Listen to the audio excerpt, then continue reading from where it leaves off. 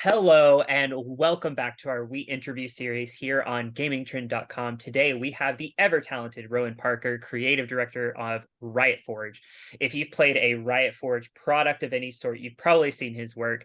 Welcome, Rowan. Thanks for having me, Adam. You ready to get going? Yeah, let's do it. Okay, with the storied world that League of Legends has after all these years, is there a favorite character or favorite moment that you just love? Right. So easy one to start. I'm trying to think. Um, there's a few. Uh, I'll cheat. I'll pick two. I'll pick a recent one and I'll pick an old one. Sounds good. Um, for a recent one, I think some of the stuff that we did with Ruin King in particular, when that first came out in 2021, and building through the character of Viego and building through like an arced story across multiple products. There was some different executions or different versions of the stuff that we did with Viego, but weaving together like a story like that, I think was, something that we hadn't really tried doing before. It was a lot of fun. For an older example, though, I think a slam dunk for me is when we killed Gangplank in 2015. So for people that maybe haven't played League for a long time or weren't around back in the day, we did an event back in 2014 called Burning Tide. Oh, sorry, 2015 called Burning Tides, which was themed in Bilgewater. And it was using a lot of our Bilgewater characters, Misfortune, Gangplank, and the character Gangplank, who's one of our pirate captains. It was myself and I think Paul Beleza were in a meeting, and we pitched the idea of what if we actually kill the champion for real, and we switch him off for a couple of days. And it Wow. was kind of a new thing at the time. I remember we were Mhm. referencing the argument that we used, or the argument I used was, remember when Eris died in Final Fantasy VII? We could do that with a League of Legends champion. We should do that. And we totally did. We killed Gangplank, and I think it's a pretty memorable moment for players. Um, Obviously, we brought him back, but then when we brought him back, he died in the story, but he also died in the game. And when he came back, we used the opportunity to do an update for his visuals and his character. So when he came back, he actually had new geometry, had different animation. He like had lost his arm and had to replace his arm. So it matched what was happening in the story in the MOBA, which was, I think, pretty different at the time. So I remember that fondly in Gutsy. 2015. And it was Paul and I were pushing uphill. We were trying to convince a room of people like, no, this is going to be great. Don't worry. Trust us. It's a great idea. We're gonna literally kill one of the characters and disable them for like a period of time, and people aren't going to know what's going on, but it'll be good. And It's it ended up working absolutely out. gutsy. It Absolutely worked out. gutsy. I also, you said something that threw me off for a second because I really love the fact that you guys have multiple ways of telling stories, because there's like comic books and there's the game itself and there's like side stories and there's shows and there's all this kind of stuff. So there's literally like a way to enjoy League of Legends in any kind of format Yeah. that you want. So the And world I think of that's great. the world is called Runeterra for people that don't know. A lot of people don't realize that League of Legends and Runeterra probably has a lot of like pretty deep story and lore, or maybe they didn't realize until recently. Hmm. And I think a PvP online MOBA game is not really the best place to do compelling storytelling and to like dive deep on the characters and their backstories and that. So Sure.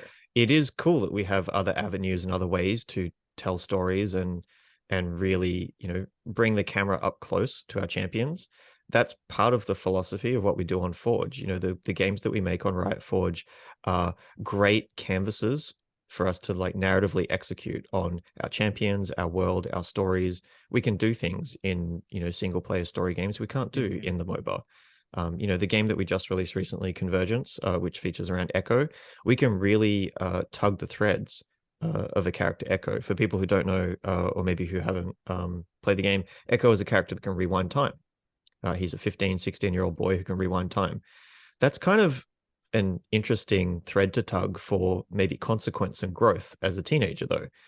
You know, how do you deal with consequence if you've never actually had to deal with any because you Deal just with it. fix everything every time you rewind stuff and you fix it? The whole thing we get taught is you fall off the horse, you get back on again. He's never had to deal with that. So what happens when he comes to a thing in life that he actually can't change, no matter how many times he rewinds? Mm. and he actually has to learn to deal with consequence and move forward.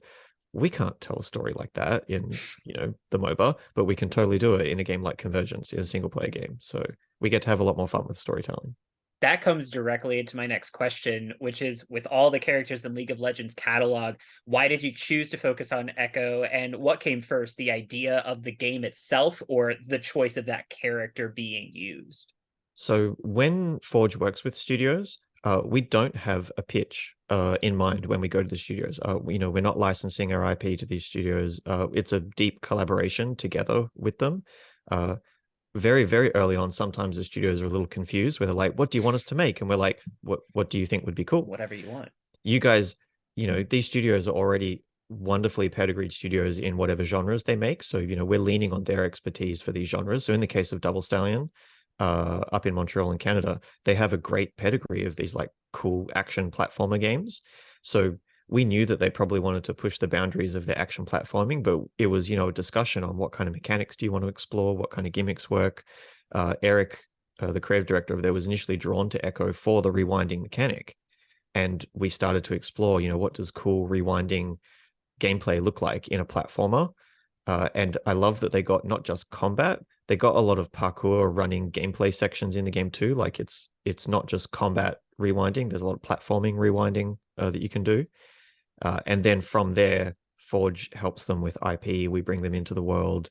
We don't just ask these studios to suddenly learn all of League of Legends on their own. We're there to support, and we help them, with all of the backstory and the world and the environment. So games like Convergence end up being not just a great exploration of the character like Echo, but they also let you explore Zorn, like the city of Zorn, and you can go to places that you haven't been able to go and touch and run around in before. Well, you mentioned it. You have a big world to play in. Like, what for you, you kind of touched on it, but what for you is the most important aspect when choosing what games or characters are being used and being greenlit when it comes to the development and concepts? Like, what makes you choose to focus on something for a spin-off or a non-main MOBA game, like entertainment aspect? So, like I mentioned, the studios, they have, a lot of experience and pedigree with certain genres, and there's certain gameplay fantasies or aspirational fantasies that are probably, work well to certain genres, or they're like drawn to it a little easier. And we have, 166, plus champions at this point. So it's very fluid early on when we're, prototyping and building the games together, where, we're talking about the kind of gameplay that they want and the kind of stories that they want to tell. Sometimes it's the studios, the kind of stories that matter to them. They want to tell a coming of age story, or they really want to tell a story about, overcoming, adversity or dealing with tragedy, or the kinds of stories we want. And then, Forge brings our knowledge of the IP and all of the characters in the world, and we slowly start to circle around a cast of champions or a section of the world which line up with the kinds of gameplay and the stories that the studios want to tell. And it slowly sort of circles in on some characters or areas that work. Also, though, sometimes the studios are huge League fans, and they have characters that they love, and they come to us and they say, hey, we think this character would be really cool. Can we use this character in the story? And that's how we get stuff like Brom in Ruin King, because Joe really loved Brom. I love that. And it's so interesting that you guys have given so much freedom to your partners in this thing, where it's just like, hey, you guys are the experts in this. Like, we'll be here. Any questions that you have, we'll be here, but like, you go and do your thing. Has there ever been a time where you had to pull somebody back and been like, you're getting a little too far here? I mean, not in the case of the IP, I don't think, because Nice.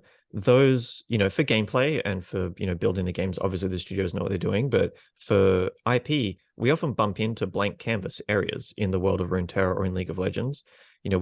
We just don't have enough arms and legs at Riot to tell all the stories and fill in absolutely every single piece of the For world. So 166 right. characters. And there's 7 or 9 factions, or however many like places there are. So oftentimes when we're making these Forge games, we run into a part of the world which is blank. And initially studios will often say, hey, what do you want us to put here? Expecting that we would tell them what to put there. And we usually have to come back with, what do you think would be cool to go here. And then we worked together collaboratively on building out the IP and building out the world. And obviously, it's not, complete free reign. Forge and Sure. Riot are still here to support, and we have all of the institutional knowledge of, over a decade of our world and characters. But it's led to building really interesting new parts of our world, parts of our cities, adding some new characters in that we can only do because Forge is here supporting the studios, and it gives the studios creative ownership of what they're doing. That's so much fun. I can't imagine how fun it is to just be there and world build. Now, our last question, this is something that I like to ask everybody that we have come on, and it's what is one thing in your time working in video games as a whole that will be forever with you as a happy memory? As a happy memory. Okay. I was gonna say, right. I need to think of something that's NDA safe. Yeah. Because I'm trying to think. I'm trying to think because a lot of game devs probably have a lot of interesting stories, but we can't always tell all of them. I'm trying to For think. sure. There's a back in so this is back when I used to work on League of Legends. I used to be the design lead for all of our game modes. We made a mode called Doombots back in 2014, which was one of the first experiments on some PvE in League, and battling against these, overpowered sort of like nightmare bots or Doom bots in the game. We brought this mode back in 2017. And when we brought it back, we took one of our characters, Timo, and we basically turned him into like a little devil Satan boss, which spawns out of the ground. You summon him. The watching players' faces and reactions to that when we did that was pretty priceless. Because I think everyone knew what they thought was going to happen. And then when we summoned a gigantic devil Timo in the middle of the map, just watching YouTubers and streamers react to that was, I know on the team we were passing videos around of that for weeks. I But love that. I think that, I mean, League, there's lots of examples of that from time on League. The players and fans for League, the videos that they go and make, the stuff they put on Twitter, they might not realize, but devs watch pretty much everything. We watch all of the stuff that people make and put out there. Seeing people play the stuff that you make is kind of the reason we make games, probably. It's like spending all week baking a cake for your friends, and then you want to watch your friends eat the cake. You're like, was it Sure. good? Did you like the cake? It's kind of what we do when we make video games.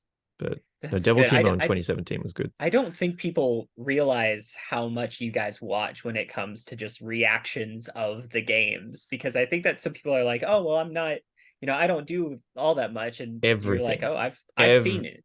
everything. And with League's audience, it could take weeks.